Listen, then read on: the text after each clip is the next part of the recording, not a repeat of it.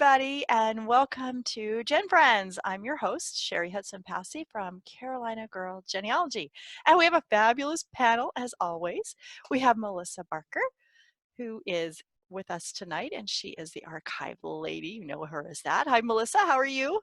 Doing great, Cheri. Like to see everybody tonight. Yeah, it's really fun. It's really fun. And back with us tonight is Christine Woodcock from Genealogy Tours of Scotland. Yay!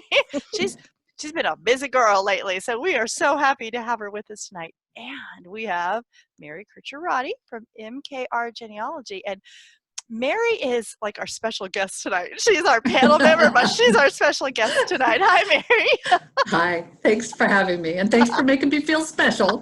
Well, we're so excited for you. And you know, we have announced before that Mary has earned her CG, and we're so proud of her. It's a lot of hard work. It's a lot of hard work. Yay! Thank you. So coming along with that is articles that can get published. And let me hold it up so y'all can see it. Let's see if it's not. Can you see it? In the NGSQ. Yeah. So Mary has an article published in the September National Genealogy Society Quarterly. And we thought we would talk about tonight the NGSQ study groups, because not only does she have this article published in the September Quarterly, but this article is on the list for the study groups for 2020. And that is fabulous. I'm so excited. I'm so excited. And so, Mary, can you tell us just for anybody that might not be familiar with the NGSQ and what this and the study groups, what that's all about? So the NGSQ is the quarterly journal of the National Genealogical Society. And the NGS has two publications. They have the NGS magazine, which is more kind of how-to articles. I wrote an article a few years ago about newspaper research for NGS magazine. And then they have the NGSQ, or quarterly, which is more scholarly type articles. They are typically case studies where you solve an identity kind of problem or something like that. And they are peer reviewed. So an author can submit an article to NGSQ. And then if the editor thinks it has promise, then they send it out to 3 reviewers who look at it, and they may say, well, I still have questions about this, that, and the other. So there's a whole process of editing and refining the article, and then it gets published. And so they're great articles for really learning how to do research and examining maybe sources that you don't use in your research, but might help you to solve a problem. Exactly. So, I mean, it sounds kind of daunting. You send this in and it's reviewed. I mean, you got to know what you're doing to send one of these articles in. Now, do you send in, I know you can write anything you want, but do you send in the one that you used for your portfolio to get your CG? Is that typical? So the one that is published there is not my portfolio article. I was in a ProGen study group. And so you have to do, in ProGen, you do sort of a mini portfolio. You have to do a case study, you do a mini KDP, and some of the other items that you would see in a portfolio for certification. So this was my case study that I wrote for my ProGen study group. And it was interesting. I didn't have the best experience in ProGen. I had a very small group, and I didn't get much in the way of effective feedback from my ProGen peers. Oh, that's too bad. But one of the people in ProGen said, you should submit this to NGSQ because you will get reviews from them. Oh, that's what, yes, I see what you're saying. And so it was a wonderful educational opportunity for me submitting. I mean, I learned, I submitted what I wrote. Yeah. And they said, okay, that's good, but what about this, this, this, and this? Ah. And so I had to go back and do further research, and it Oh, really good taught job. me some Wow. things Yes. because I don't know, I'm good at like proving that this is true, but proving that no, none of this other stuff of is this true. other Because stuff's the Right. true. I negative getcha. part is Yeah. my Yeah. weak Yeah. point, and so that Yeah. really I had to do. Mhm. No, yeah, it's this guy, it's this guy, it's this guy. Well, why isn't it that guy over there? Yeah, I getcha. And Right, so, Yeah. so anyway, it was a great education for me, and I Sounds learned a like lot. it. So when I ultimately wrote my case study for my certification portfolio, I was that much more prepared. Mm, And so that makes sense. I really encourage anybody, if you think you have something, I don't know, maybe NGSQ wouldn't like me telling because they're putting out there, but you get free reviews from Mhm. expert genealogists. I mean, Yeah. it is, Mhm. it's the best Yeah. bargain in genealogy education. I was Bar just none. thinking as you were saying that, I mean, even if your article doesn't get chosen, you've learned so much in the process. Exactly. Yeah. So, don't feel I sent this in and they didn't like it, whatever, because really it's the learning process that you go through, whether they accept it or not. Right. You know? Right. That's wonderful. I hadn't thought about it that way. Hadn't thought about it that way at all. That's really cool. I like Yeah. that. So Well, Melissa and I had talked a little bit earlier about the first time we picked up an NGSQ Mhm. and Yep. tried to read it. Yeah. That was kind of a long time ago, and it can be Daunting. daunting. It can be overwhelming. It's not pleasure reading. It's not pleasure No. reading. I mean, it is pleasure reading, but it's not like, not like Nathan Goodwin. It's not No, fluff.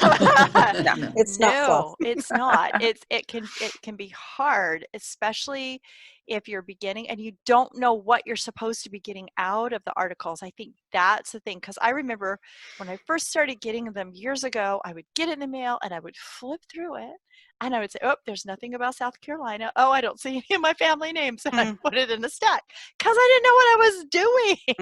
Mhm. But I decided that I would join a study group.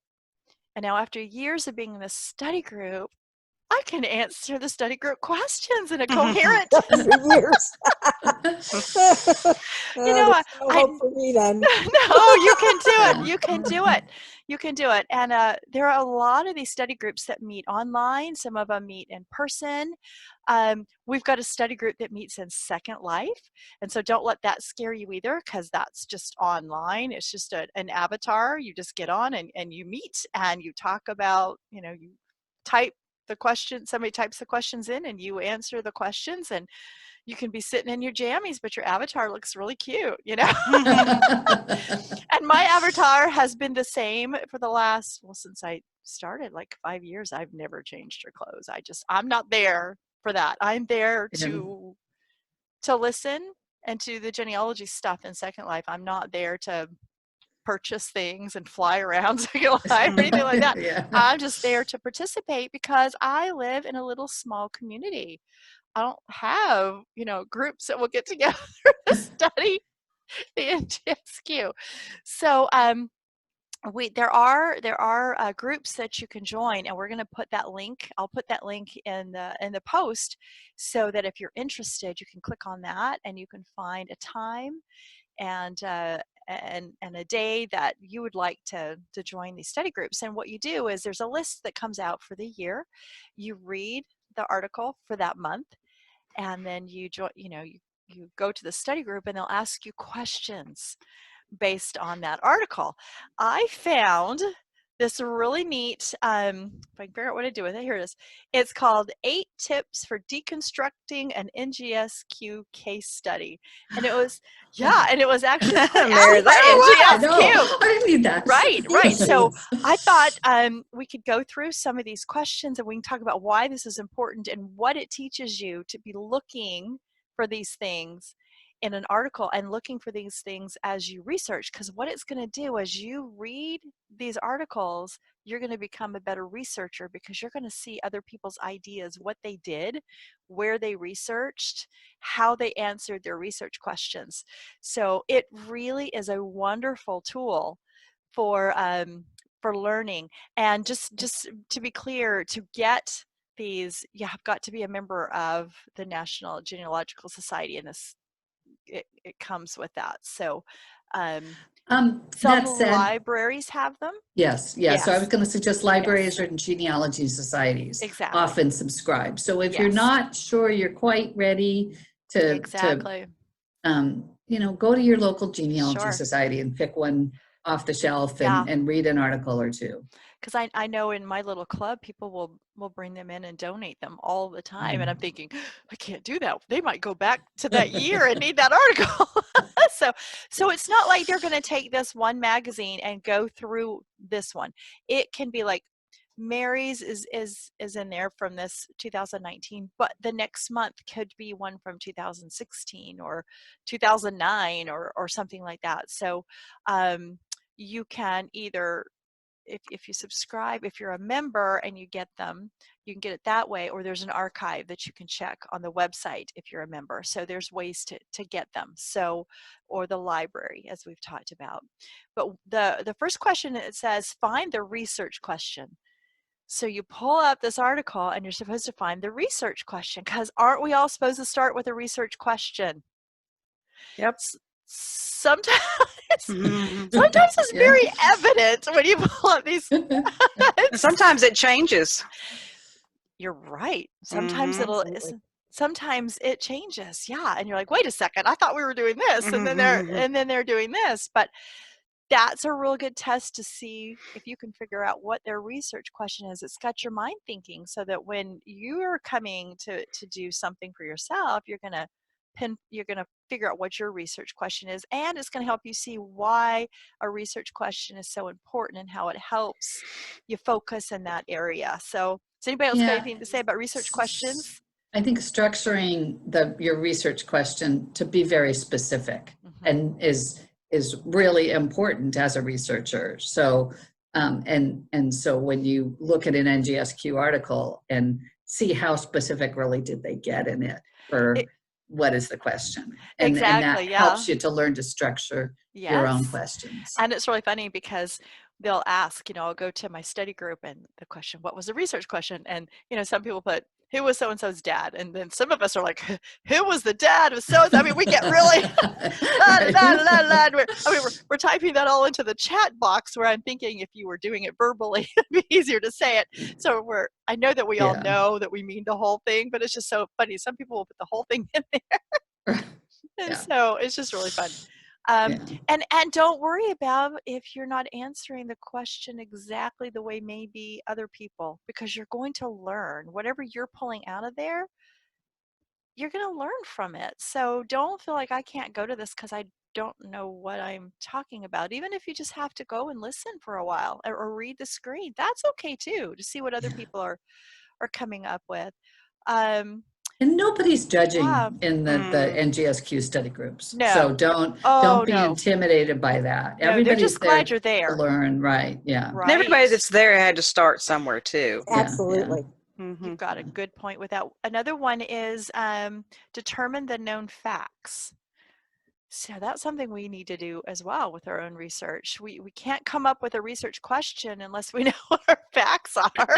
We have to have a basis or some place to start, right? We can't just, we could, but it would just make it a lot harder to find anything. So we need to have our basic facts, and they will put that in the article. This is what I'm looking for now. This is what I have. This is what I started with. So I like this list too, because I think that if you're going to write the article, this would be a good guideline to make sure you're putting things in.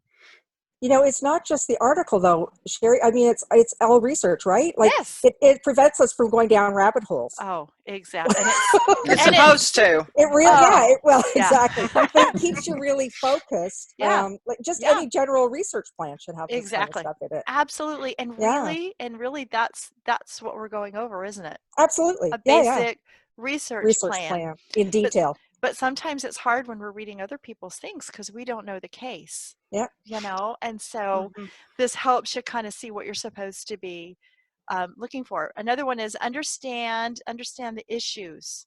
What's the problem? Why haven't they been able to find that? So those points of, well, you know, these records may have been destroyed, or, you know, and go ahead, Mary. Well, they just, sometimes there isn't really going to be a specific piece of direct evidence that names somebody's parents. So Exactly. a record that's going to tell you that. So you've got to be able to put the pieces together. Exactly. And I think a lot of people get stuck on that point. It reminds me, just Saturday, we had our club meeting where we were helping each other.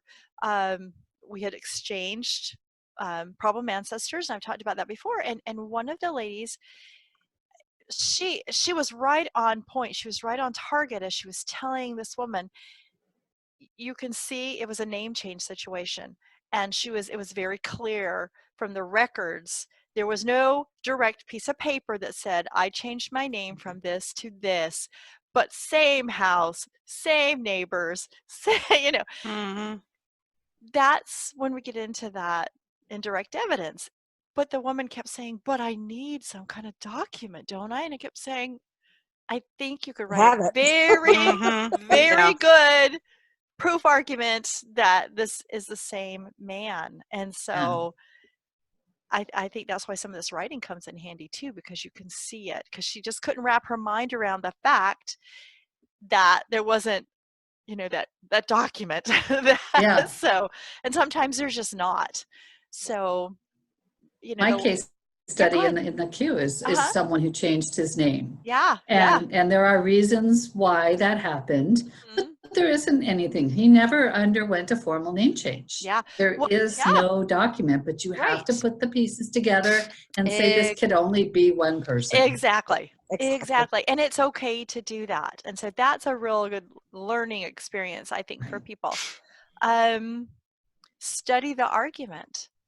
So what do they mean by that, Mary? Study the argument. What do they mean by argument? Think of a court trial when you're presenting your evidence. And that is the argument. You're not, yes, I did, no, you didn't kind of argument.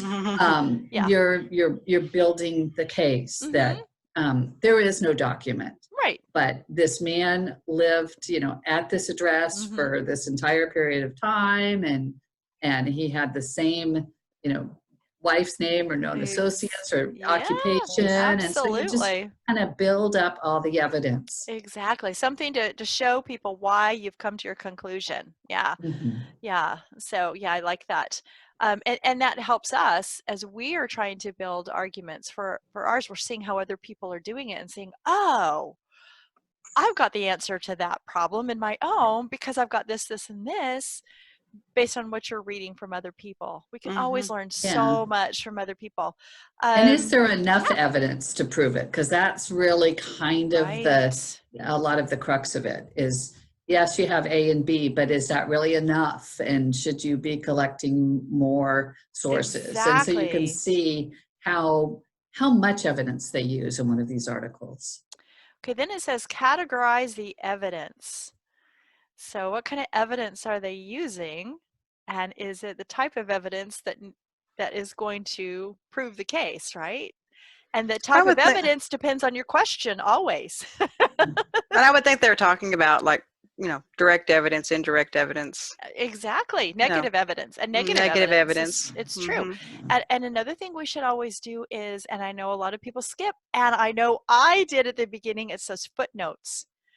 That's where you're going to see where they looked, all the sources. And it's wonderful to read down and go, oh, I didn't thought about looking in that place. You know, it just gives you ideas for where you can look. And so I always read the footnotes and the endnotes and the bibliography as an archivist because I'm always looking to see what archives they used. And, you know, it's always a good practice to read those things because it gives you more sources, more Mhm. places to go look for records. Absolutely. Absolutely. Go ahead, And Mary. like you say, All the- Cheri, Oh, go ahead. Go, I was no, Sorry. go going to say, ahead, when you Christine. first start out, you look at that, you go, yeah. Right? Next. Yes. Yeah. Next page. And then now we're like, you have to zero down and think, oh. Exactly. So, I mean, that just becomes so much more Yeah. salient for us, right? Yes. Yes. Yeah. Yes. Mhm. Well, and sometimes you look at a source and that someone might have cited, it, probably not something that has made it through the editorial process of the NGSQ, but Mhm. somebody might have cited a source, that said, the 1900 census, and they say that the person was born in Seattle, Washington. Mhm. And the 1900 census doesn't give you the city. So Right. you have to understand what can that source tell you, Right. and people cite things that the source really does not give that information. So you have to be I very getcha. specific about what you're Okay. sourcing. And one thing to Melissa's point, just having had my article in,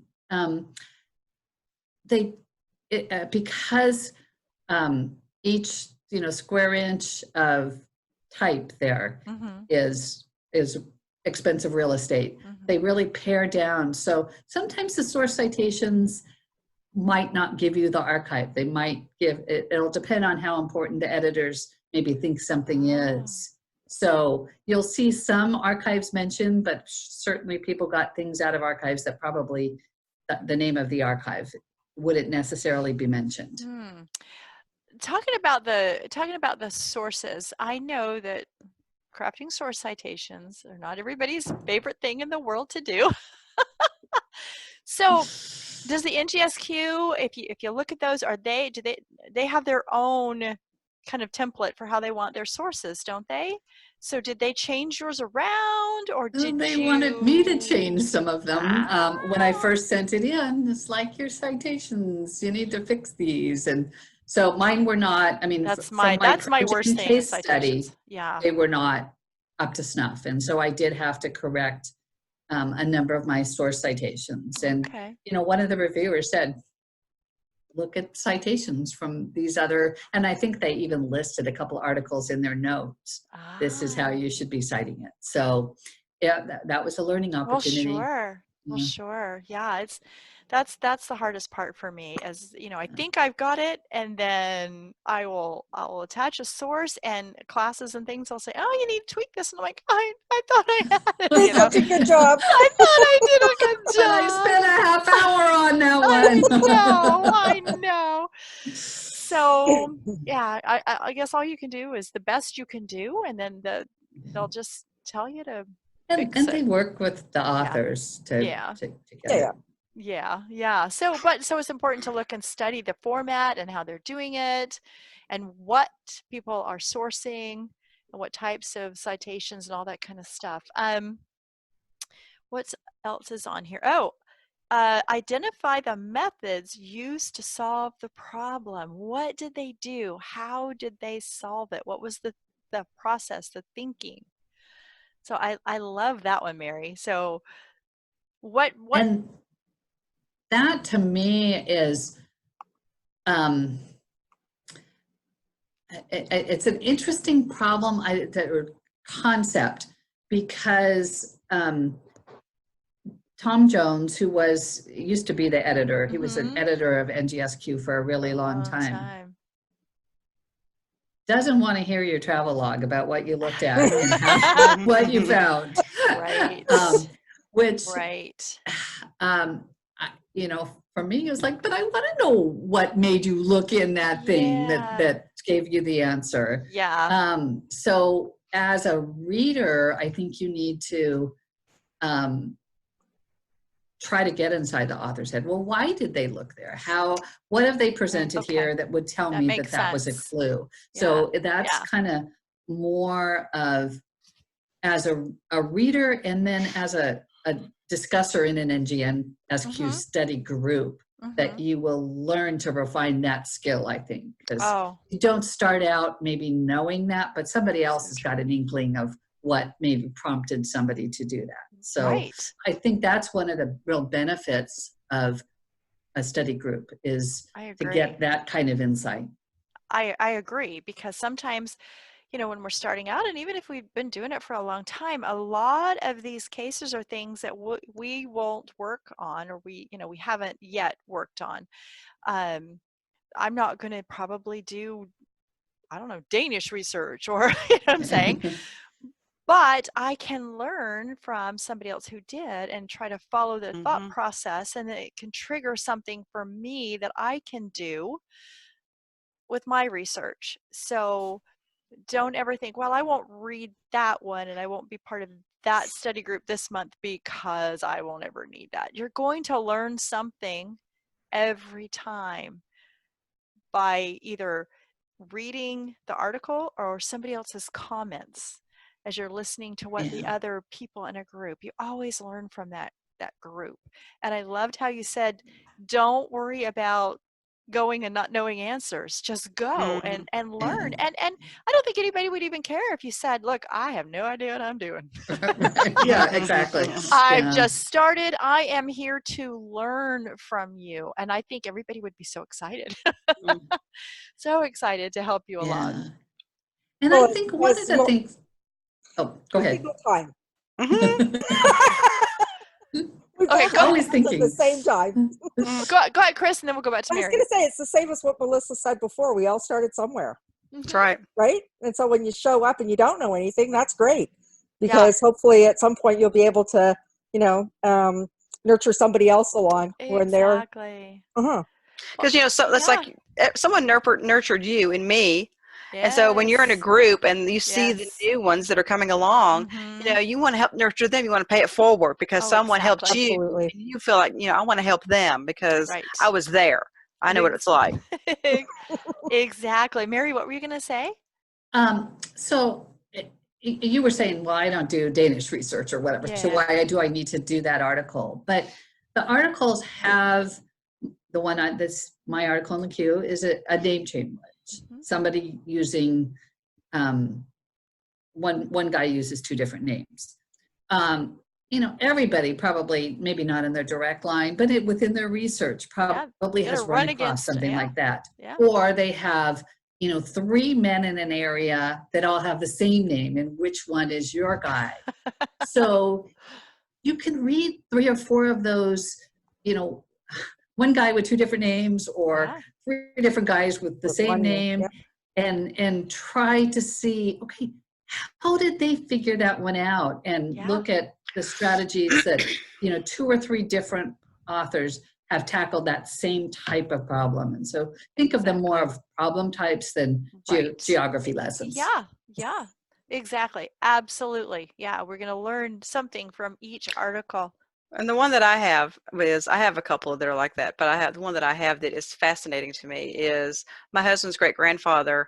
He and all of his siblings, upon the passing of their father, changed the spelling of their last name. Each one changed it to something different.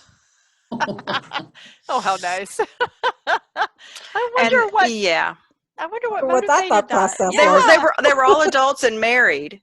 At first I thought, well, it just was record keeping. They just, but when you have a name like Herndon, Herndon, my husband's great-grandfather changed his to Hearndon. One of the brothers changed it to Harrington, Herrington. Another brother changed it to Harrington. So that was deliberate. I still yet to figure out why. Why?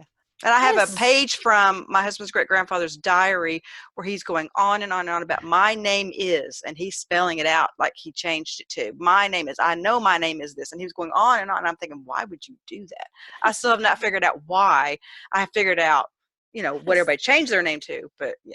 That is very interesting. Unless they felt like they were getting confused with one another, their records were getting confused, they wanted to. Yeah.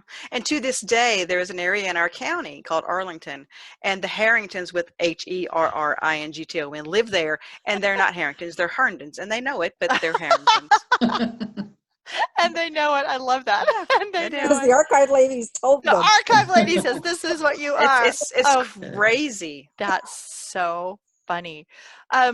Read the conclusion. Mm-hmm. Read the conclusion. Now, I know a lot of times one of the questions in the study group is, after you read the conclusion, do you feel like they presented their case? Do you believe what they're saying? You know? And most of the time I'm like, well, yeah, they made it into the NGSQ, didn't they? I love that. I think they would have caught it if they didn't believe it. But I know that's, you know, probably not the answer that they want.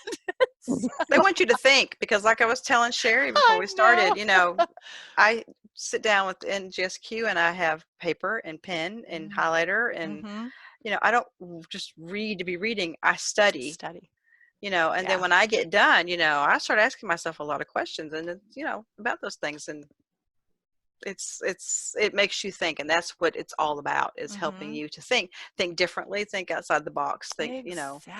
Exactly. Now, what they don't have on this, because it's kind of an older thing, is DNA. We've now added DNA. Mary, did you use any DNA in your? No, the one that's in the queue. Yeah, I didn't think so. The guy didn't have any children, so it doesn't have to have DNA. No, but it's interesting to see the DNA ones that are in there, because if you are interested in working with DNA and is this enough to prove what it is I'm trying to prove? Right. Then reading some of the articles where they did use DNA, and I would venture to say if they used DNA and it made it into the queue, there's probably some pretty smart people that agreed with their conclusion that the DNA helped prove it. But you know, you can see, you know, is my problem a good subject for DNA analysis? And if I did X, Y, and Z, would that have helped? Yeah. Okay. Well, I found too, looking at the DNA ones, it helps me as I'm trying to understand a little bit more about DNA, how they're using the DNA to solve the cases by reading through it. It's just like, you know, reading the regular, you know, cases without DNA. How did they prove this? So it's helping me see how people are putting the DNA into practice, instead of, you know, just use this for this and use this for this and get on Ancestry and or whatever and, and find your matches. I am reading how somebody actually did it. They'll, you know, who they tested, why they tested, how they put the groups together, what kind of test, all this kind of stuff. So in the same way, it's helping me understand a little bit more about DNA. And so that's been helpful as well. So, you know, there's a really good learning experience by becoming part of a study group. Now you can study it on your own if you want to. I just think it's really fun to have a group so that you can hear other people's thoughts and how they're answering questions, and you're not graded on it. It's you read an article, you get together with a group, you know, real life, online, with an avatar. And also I wanted to mention that professional genealogist Cheri has started a NGS group. I think she's full, but I will put her link in. And what she's doing is she's created a handout to help you study, and then you go and she's this is not free. Hers is not free, but she advertised it and it was full quickly. It was full quickly. And she added a couple more sessions and they filled up. And so there's all sorts of opportunities to get on there and learn. And like I said, you go to your library and get it for free. You can study it for free if you feel like, you know, that's a good way for you, because we all learn differently, don't we? Some people don't like a group setting to learn. For some people it's intimidating, they just don't, it doesn't work for them. But if a group setting works for you, I would really recommend joining a study group and getting together with people and seeing what their ideas are, because I know I learn all the time that way. I'll read, because I'm in the Second Life group, and somebody will answer a question, I'm like, oh, I didn't see that. or I'll say, oh, I knew the answer. Why didn't I put it in there? So it helps me to know that I am getting what I'm supposed to be getting out of the article. And I don't know that you can do that on your own because you don't know. You know what I'm saying? Yeah. I think when we read, I don't know, at least as a reader, I can read and analyze and I don't really get that part, but I'm just going to move on and not really challenge myself. It's like, okay, well, I got 80% of it. Exactly. But, to get someone else's insight might help you to see things that you did miss in it. And sometimes I feel kind of stupid when I'm at NGSQ study groups. It's like, oh, can I really say that? Is that an okay answer? And I'll put a little something down and then read somebody else's. It's like, okay, that is more really. I kind of was over here, and that's more central to what happened. And so but like I said, you're still learning, and I don't think anything's a wrong answer.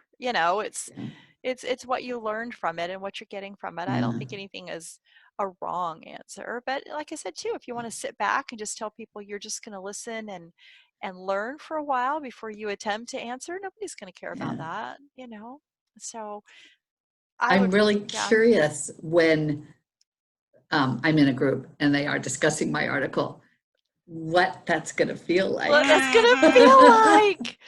I can't even imagine. Yeah. So I just, I don't know. I don't have any forethought about how I'm going to react. And, did you prove it? Did you not prove it? Well, what do you mean I didn't prove it? Right. And then people will say this article was long and boring, or do you know what I mean? Or they, why did they put that in there? And why didn't they put this in there? And I'm always like, because there was an editor.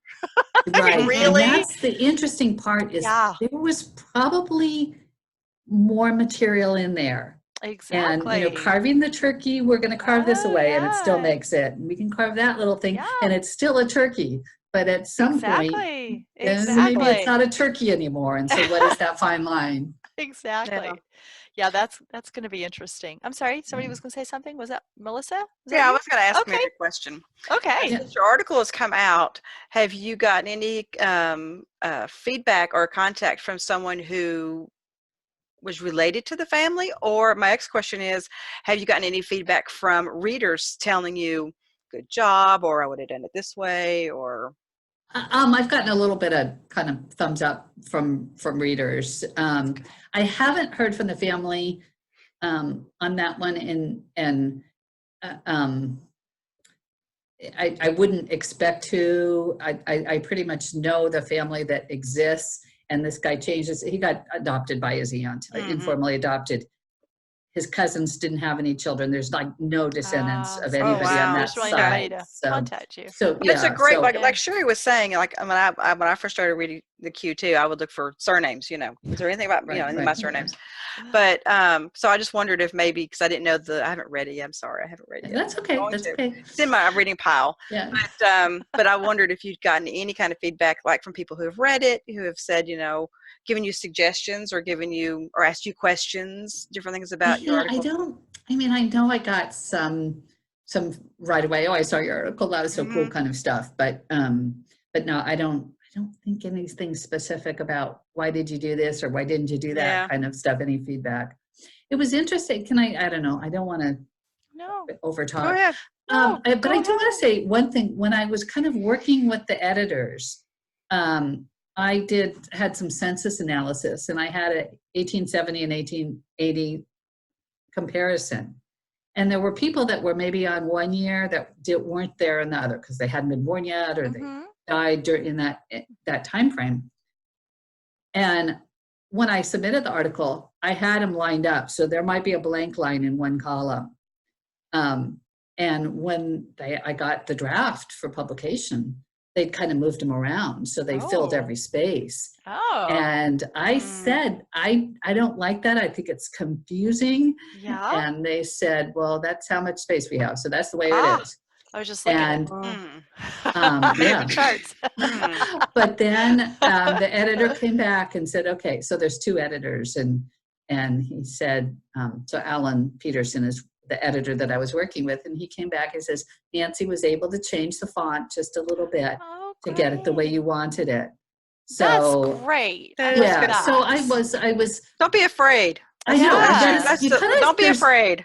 Right. That you got to kind of stand your ground and say, no, it doesn't make as much sense if it doesn't look like this. If you do it a different way, to me, it's more confusing. And so I did stand my ground, a little bit to get good for you. It to look like I wanted it to. Well, it's because you've worked with, how long did it take you? I'm sure the article says, but how long has it taken you to do that? And you know this, and editors are doing their job and they do a great job, but they haven't lived with it like you have.